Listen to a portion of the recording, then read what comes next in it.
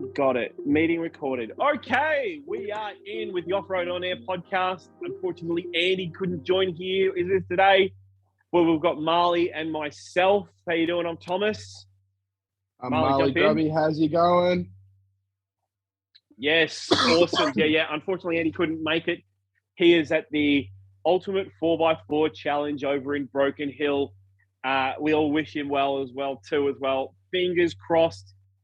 Hoping that he gets a pole position there as well too. That would be absolutely incredible for the team. If that's the All Access Offroad team, that would be amazing if those guys could get a pole position. I mean, they came second in Wild Dog Winch Challenge. Our fingers are crossed for you, buddy. Thank you very much, Andy. Wish you luck. Mate, we don't want no pole position. We want big one of these, big W. We want to win. He's going to do it. He's a champion, and I believe in him. Him and the boys are going to smash it out, and they're going to come first, I reckon. Yeah, and he's an absolute weapon behind the wheel. He is, and because of that, we're gonna do a really nice, strong episode as well. Marley, what have we discussed to talk about? We have discussed Built Not Bought. This is not affiliated with Sam Isles, by the way. This is just something that we came up with the idea. We're going to be talking about you building your own car versus you paying someone else to build your own car, like the reliability factors, the safety, all those sorts of things. Probably one of the first things is, as probably a lot of people would be worried about, is reliability. Reliability with your truck is a very important factor in the Australian outback. Isn't that right? Absolutely. Reliability. Getting home is such an important value that a car has to do for you. Yeah, getting home. Everyone has got that little bit of sticker on the bumper on their Jesus bar, and it's remember, stupid, you're driving this home. And sometimes it goes a little bit further. Underneath the bonnet has got to be 110%, 120%. It's just you've got to trust it. And that one, out of everything, I mean, there's a lot of other things you can do on your driveline, issues with tires as well too, anything to do with other things. But an engine's got to be sound, and there's not many backyard fixes for engines. You can always bush mechanic something up, mate. I've done it before, but I don't know. Sometimes there's just some things that you can't get away with. If you're not getting compression in your engine and it doesn't start, there's no backyard fixes for that. Yeah. Reliability in making the fuel work and the engine turn over as well too, which is a lot of the reasons why people drive manuals, because as soon as that starter motor goes, at least they can pull start it or have someone drag start them. I think in a way, man, it's more of a rewarding thing for yourself to be able to say, I went out and did that hard as hell track, and my mate got his car destroyed. He might have done all the real hard tracks, same as me, but I got my car home. So, and I don't have to fork out thousands of dollars for new transmission, new motor, rebuilds, diffs, and stuff like that. I got my car home because I know how to drive, and my car's reliable. Damn right. Yeah, and that's a lot of the times, that's where we get that classic hashtag from, mods before maintenance as well too. Sometimes you've got to spend a little bit of money on maintenance just to get you there. And sometimes it is as simple as doing an oil change as well too. And oil isn't cheap at the same time, but at the same time, oil is really cheap to the value that it gets you and to the getting there and back as well too. It's such a valuable product that gets taken granted a lot as well too. What are you on about, Tom? If your oil's just going in your car, mate, you got to look at LED whip lights, bull bars, bloody 7-inch lip 38s, all that sort of stuff. That's what people really care about. No. We're talking facts here, boys. You need absolutely servicing is very important. You absolutely need a rear bar. You need a rear bar. Absolutely, throw the awning on. I've spoke to a mate today. Shout out Mitchell. He is in crisis mode because he's put too much weight on his car as well too. So that one's a big shock load to the thing that really lowers his reliability of his vehicle, because there's so much more burden on the weight of the vehicle. He actually found a crack in one of the front parts of his engine bay as well too, which had him in alarm bells too. And this is not an old car. This is a modern car. Wow. This is like less than 10 years old as well too. Yeah, and he was nervous as well too. So he is literally just gutting the car to like take as much weight off as possible as well to get back that reliability in that kind of sense as well too. So yeah, it's made him a little bit nervous. I've been telling him for months, like I stripped everything off Luxy. I'm back to tray back now, just so I can go light as anything. If I need to take any extra stuff, parts as well too, they don't take up that much space as well. I've always got a spare set of CVs because IFS life. Which that's another one. Like you spoke about before we jumped on, tires. Can you skimp out on tires, or do you go the top level as well? In my opinion, man, I've only ever run cheap Chinese tires. Oh, no, that's a lie. The Colorado, I had a set of really good, for me, really good Tyco. I think that's what they're called.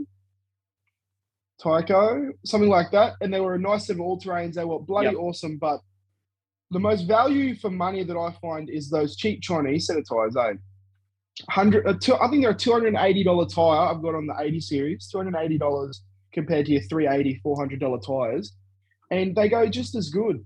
They might be only a 2-ply sidewall, but the only other issue I've had with one of them was I ran over my jack because 80 series things, I'm using that as a handbrake and forgot that I had it there and ran over that and it's popped the sidewall. So it had nothing to do with the tread or anything like that. It was my stupidity. And then worst comes to worst, you go and spend another $300 on a new tire, man, instead of $500-$600 for these proper extreme race tires that someone's using to go away every 5th weekend. The Maxxis razors are at the top of that. Everyone's got to have a set of the Maxxis razors to get out and do those comp tracks. And me, what have I got? I've got a cheap set on the Hilux, and they're just the simplest of road tires, basically, with a little bit of all-terrain. There's no sidewall, basically, on them. I don't do that much full driving in them, but I do have a set of BF, what are they called? Bahas. I got to say Bahas. Yeah. So, and that's what they're on. They are my hardcore mud terrain tire, but at the same time, I don't buy a lot of my tires brand new. I know I bought the cheapy Chinese ones that I've got on the Hilux. They're brand new. I actually had them on the previous new/old Giro, and I took the rims off them and put them on the Hilux before I sold it. And then all the other cars have got secondhand tires, but they are brand name tires as well too. So I'm running the Toyos on the Cruiser. The Toyos on the Cruiser, they're amazing. I'm probably going to get another set because they were that good, and I'll get a brand new set, I reckon, of them. And I'm just trying to think what else. So those are the 3 main tires that I'm running. I have no idea what I've got on the new pads. I think they're just there they are. Wait, if I go that way, you might be able to see the brand of tire just here. No, on that one. Just a nice set of all-terrain, mate. Yeah, those are unfortunately definitely going. I'll probably be going 33s on the on the new. I'll probably put the new 33s on it. Just probably max it out. It's probably the best way of describing. So that's just going to be a little weekend warrior car. I probably might even put those Bahas on that pad as well too. I mean, they're sitting there doing nothing. So got exactly, 5, man. Why not? Yeah, and turn it into an absolute weapon. Well, here's one thing for the build not bought sort of thing. I'm not sure if it's really build not bought, but going out and buying a brand new set of tires and rims versus going to Marketplace or Gumtree and buying a brand new set of rims, but for someone maybe 20,000 Ks old, like you're going to save a shit ton of money just going out and buying a second-hand pair of tires and rims that you'll just be able to go do the exact same stuff with. It might last you a little bit less, but with the money you save, I feel like it's a little bit up and down. Like you got to weigh up your option between, do I want a brand new set of rim and tire that's going to last me an extra 5,000-6,000 Ks, But then again, you might just blow a sidewall out, punching a stick in a tire. You're using these things to go proper off road. There's going to be sticks and gravel and rocks poking out everywhere. You might just wreck a brand new set of tires where you could have just got a second-hand set that are just as good. And yeah. And absolutely. And you might not only just wreck the tire, you might wreck the rim as well too. I mean, if it's an alley rim, it's gone. You don't repair or do anything on an alley rim. It's done. Exactly. Once it's cracked, it's over. It's scrap metal basically. You can't really save them. You could got the option of a steel rim, and you can smash that back with a hammer. But at the same time, you're never going to get that back in the perfect groove, and it does take a lot of smashing with a hammer to get it back. I mean, you're going to do a backyard fix, and then you're probably going to absolutely strip the paint off trying to hit it with a sledgie to get it back. 100%. Ruts will set in as well too. You'll never get it back to the way you want. But that's where the marketplace comes in. You are going to be paying easily less than half of what they paid. You're never going to get your money back on rims. If you've got a set of tires on them, you might, if you're going to on-sell them as well too. But there's a lot of people out there that just will refuse to touch. Just simply refuse. It's almost like a mantra for them that they won't have second-hand tires on their car. They'll only buy a brand new set. And as soon as that brand new set gets to 50% or halfway or just a little bit further, they'll sell them on to try and get the money back. And then they'll put a brand new set back on as well too. Like there's a lot of people out there that are just, they'll never change out of that. And props to them as well too. New tires are safer. You've got the ability to brake way quicker. 100%. You don't have to do all the crazy brake. You don't have to do the crazy brake upgrades. You just have to have a decent set of tires that grip on the road when there's that brake force applied sometimes. Yeah. No, exactly, man. Even just the cheap set of tires would be awesome for that bloke that wants a nice set of tires for driving around or something like that. And then he wants a weekend set of tires that he can just leave in his shed or in his garage and just have a set of tires that, we're going to Glass House this weekend. Let's chuck these on and we'll go have a smash around. And then he doesn't have to worry about having to come home and, oh shit, now I've got work on Monday. What am I going to do for tires? Or it's the exact same thing for the P-plater. P-plater, I want these nice, cool tires. I can't afford a $3,000 set of tires. How about I go buy these $1,500 ones that are a little bit worn, but it's the exact same tire. I can go everywhere the exact same place, and I'm getting it for half the price.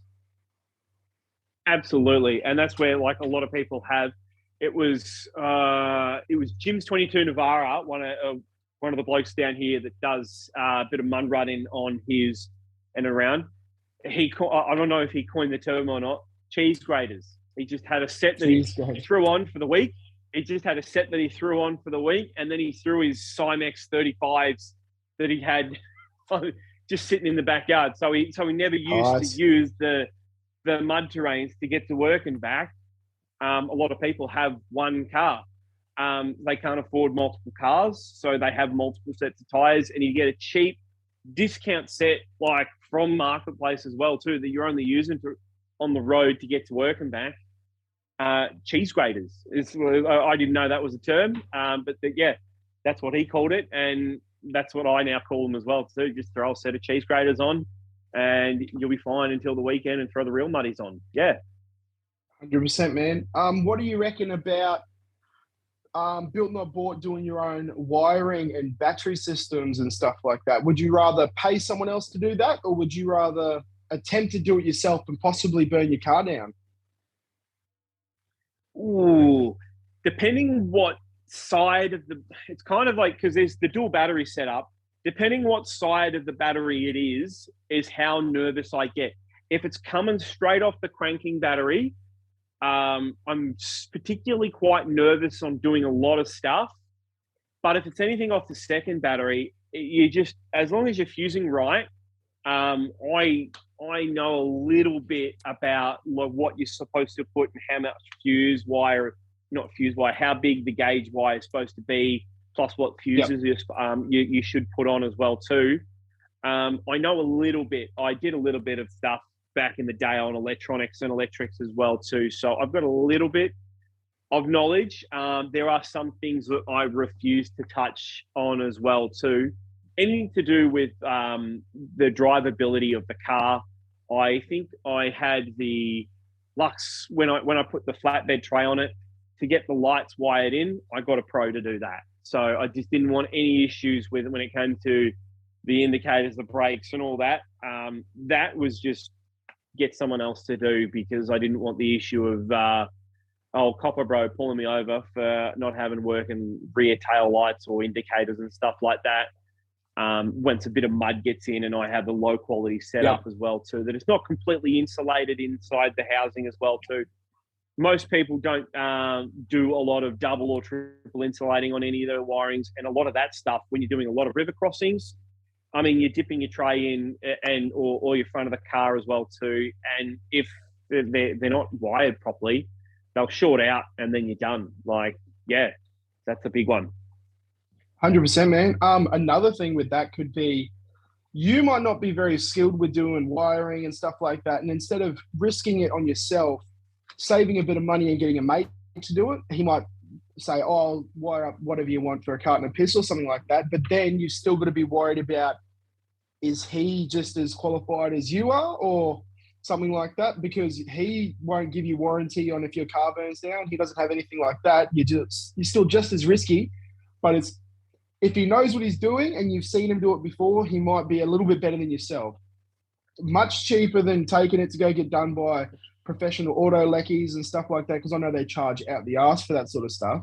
But you still got to weigh up if your mate doesn't know how to do it either and he's just saying he knows how to do it, your car still might burn down. So if it was a new build for me, if it was a brand new car, I'd be taking it straight to an auto leckie to do everything. Then I'm still insured, all that sort of stuff. Anything happens, I'm still under it. Absolutely. For the 80 series, I'll do all my own stuff, or I'll have a mate. If I don't understand something, he'll just come over and teach me, and then I know for next time. Absolutely, yeah. It's based on the value of. I reckon it's based on the value of the car. Absolutely. Like if it's just like the old classic shit box, you'd probably give it a go myself. If there's anything of value on the vehicle itself, or if it's a pretty hexy vehicle as well too, especially when it comes to running the cables properly throughout as well, that can be tough work as well too, and knowing where to put them in different cars as well too. Some of the techniques they use to get the wires through and where to put them inside in and around through the firewall, around the doors and underneath the carpers as well too. They've done dozens. They've done dozens. They've done hundreds. They'll be a lot quicker. Sometimes, for example, I'll take a whole weekend to do just a simple cable that runs from the front battery to the back of the car, just so I can get the fridge powered as well too, or connected to the dual battery setup as well, if the battery's not in underneath the bonnet. But an auto elec's going to do that in about 2 hours tops. Like, it's not going to take that long at all. And that's going to be properly crimped, properly wired, properly fused as well too. Yeah, just efficiency is what they do best. I mean, it's their profession. 100%, man.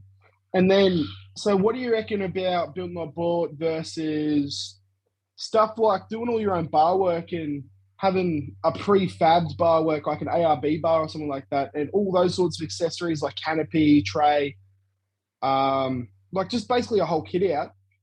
Someone to be able to sit at home and design all that, build it up themselves. It's an awesome feeling to say, I built that by myself, 100% me. I know exactly what's going on in there. Anything that breaks, I know how to re-weld it myself. But then you're thinking maybe a few weeks, possibly a couple of months before you've got that thing exactly how you want, rather than being able to take it down to ARB or Ironman 4x4 and they can just kit it out within a week. So that's another thing, but it's going to cost 5-6 times as much money for them to do it. But then you've also got the experience to say that you've done it all. What do you reckon about that, mate? Absolutely. Yeah, absolutely. So the one different factor for me is got to be the bull bar. On new cars, you've got to have ADR compliance with the airbags. That's one of the major ones, especially if you're running with family in the car as well too. It's got to be something to look for. But if you're just running something that doesn't have airbags like we've got in the 80s, like any old bar, doesn't matter. If anything, have a go. have like, if a lot, I'm a big advocate of see if you can find something, and then I don't know, cut bits off, weld other bits back onto it as well too. Have some fun, make something semi-custom. That's a really popular thing to do, to buy a bar and add stuff as well too. A really popular one, the X-Rocks bar, exactly. and they put the extra hoops on the side as well too. I see so many like Navaras and simple but with an X-Rocks bar, and then just they put them as high and wide as they want, and it just makes that car look them. And they fill in the gaps with plates as well too, adding a lot more firmness to the bar, so it's not looking so lightweight and competition style as well too. That's a really popular thing to do to a lot of bars. I see a lot of bars like the one you've got on Ruby there. That's the old one I think that you've got there. Is that one the old one or the new one? No, that's still the original one. I did buy another one, but it was pretty total. Yeah, not the best. That's fair. But yeah, I've seen a lot of people. They'll cut off the hoops on that one and just have the center bit, or they'll completely tear off the bar altogether, and then just have literally like a old school bumper. It's really, really common thing on the 60 series that they literally just get a piece of steel and then just a flat bar, flat bar on gaps on the end, and then just attach that literally and physically to the chassis rails, and then just have it nice, neat, trim. And that's really nice and easy as well too. Like you've got most mounts style for alley really easily made, so you could literally trace your aluminium like frame welds for where they attach to. A lot of things you can buy kit wise to do for scrub rails and side steps as well. Have a go with a welder, especially if you've got one. You can put a whole kit together like that, sometimes even on the first go. It takes a weekend basically, and it's just the grinder and paint is the welder I ain't, basically. So you can just touch up everything and just make it look as prim and proper as best you can. If you don't make the weld properly, grind it off and start again. It's just, you can have as many goes as you want. It's just basically gluing with 2000 degrees. That's the easiest way you can say what welding is. And everyone did arts and craft as kids. It's just big boys arts and craft. I think that go a little bit step further when you do rear bars, because there is a little bit of science or a little bit of mathematics in those. They're making sure that they have the right approach, exit angles as well too, especially geometry. If you've got exactly. If you've got a swing away as well too, making sure that the bar can handle the weight as well too. You see a lot of low grade bars that crack as well too, especially when they chuck on two swing away tires or two swing aways plus two jerrys as well, throwing a lot of weight on the back as well too. That can be a halfway point, maybe. I mean, if you've got a lot of expertise, maybe doing a bit of welding, fabrication and stuff. Yeah, but even then, you could get a standard normal bar and then weld the swing aways on. I mean, that is a possibility that you can get a standard rear bar and then add your own swing aways as well too. That's easily something that you can achieve in a weekend as well too. That's the same with roof racks. Although roof racks are really, really flush with the market. I mean, you can pick up a cheap Steely for like $20 to $50 on Marketplace. If it's got the sides on it and you don't want that, cut it off and then just have a flatbed. Make one yourself out of something else, and then just repurpose, reuse, and make it that semi-custom flare for you. Exactly, man. Talking about the grinder and paint is the welder I ain't. Mate, Santa's seen my welding, and I'm getting a grinder for Christmas. That's what he reckons. It's just get out there and give it a go. Really, if you don't have a welder, one of your mates or your mate's dad's is going to have a welder.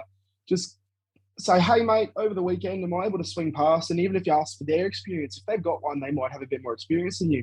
Might be able to teach you a few things, stuff like that. And with your rear bars and bull bars and stuff, bull bars, if you're doing a complete bull bar by yourself, make 100% sure it's properly braced. If you're putting in a winch and stuff like that, you don't want that bull bar flying off with a winch while you're stuck in high country on a hill like that. That is not what you want. And same as the rear bar, you're going to make sure it's all properly gusseted and make sure it's all welded really well.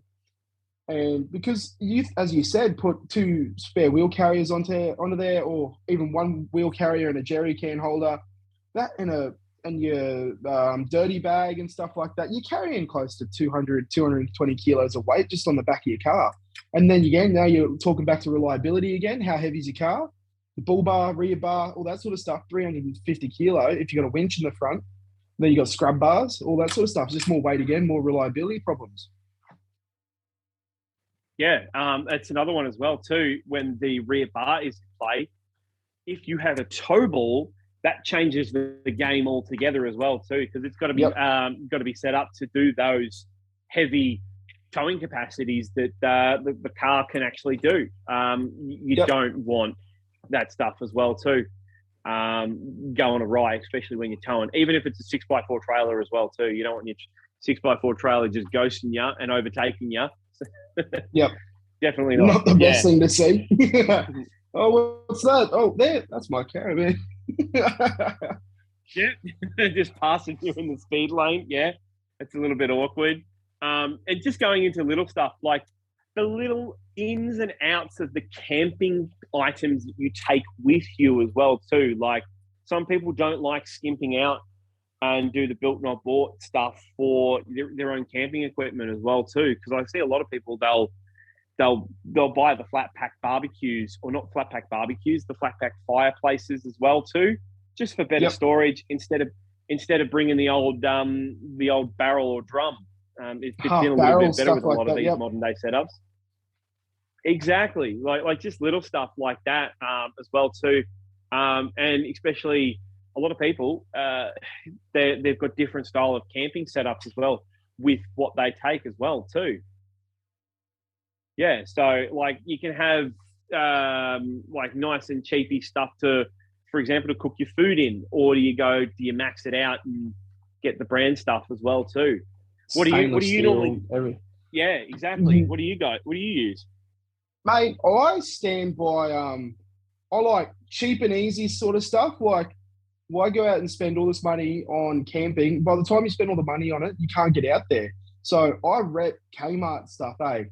Kmart, they've got a whole camping section with like, I got a campfire slow cooker. I got one of those for $30. I got a full cutlery set with a chopping board, filleting knives, all that sort of stuff, $5. With tongs and everything in it. And it's in a little carry bag. You just slide that down your side of your chair or anything like that. Easy access. They've just got everything there, man. They got marshmallow sticks, like so you can roast marshmallows. They got fire pits. I got a grill, all that sort of stuff. And I also like to rep a bit of King stuff, eh? Those King's awnings for $100, you can't really go past them, mate. Yeah, King's awnings, they go all right. And they're just their cheap fold out, or not the awnings, the rooftop tents.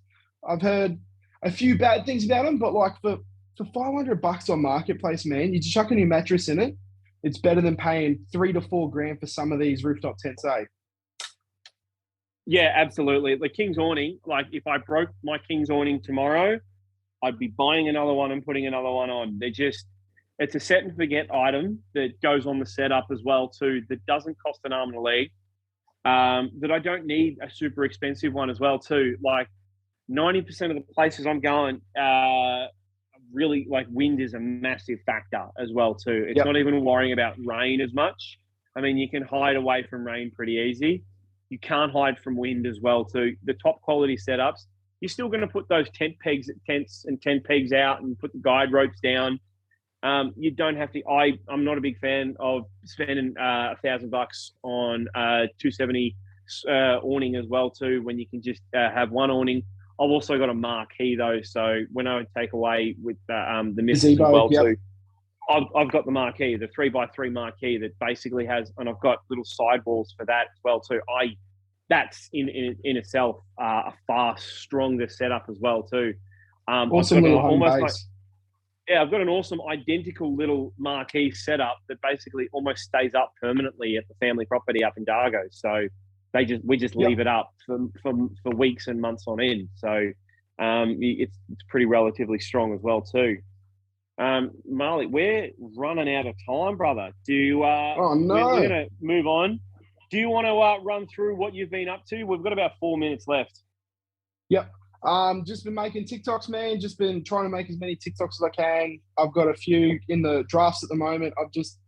Have you checked all your analytics and stuff? All your analytics tell you best times to post, all that sort of stuff.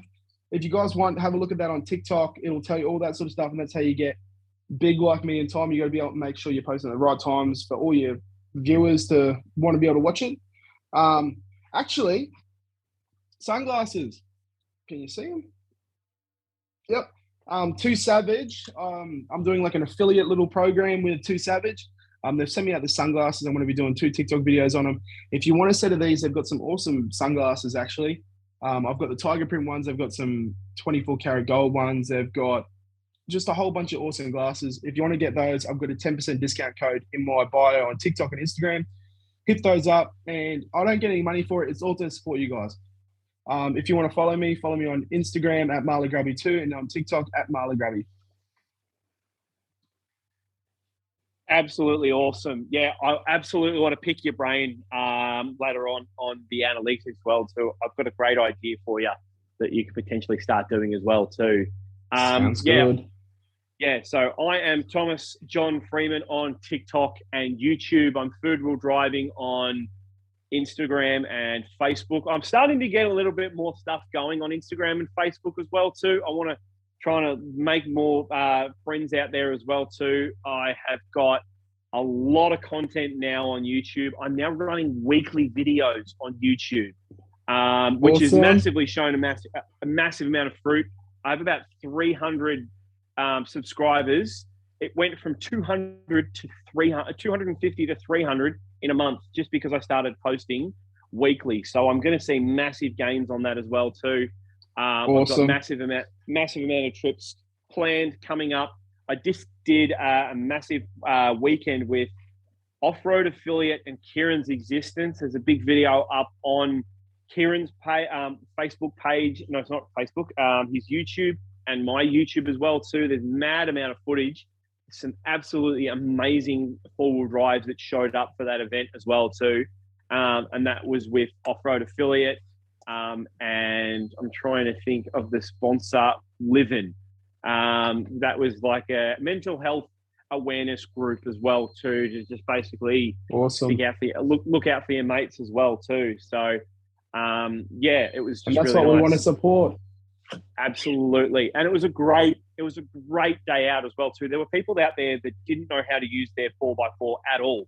Like, we're showing them how to use a tire deflator, showing them how to put it in low range as well too. Like, really starting from scratch. And it really felt really great to show people through that as well too. It was really, really great. Loved it. Awesome, yeah, man. So do you want to sign us off there, Marley? Awesome, bro. This has been Offroad on Air. This is Marley Grubby signing out. Thomas Freeman signing out. We'll have to see you guys next time. Hit us up on all of our social medias if you want to ask to have any questions or anything like that of what we want to do. Cheers, guys. Have an awesome rest of your day and love you all. Bye.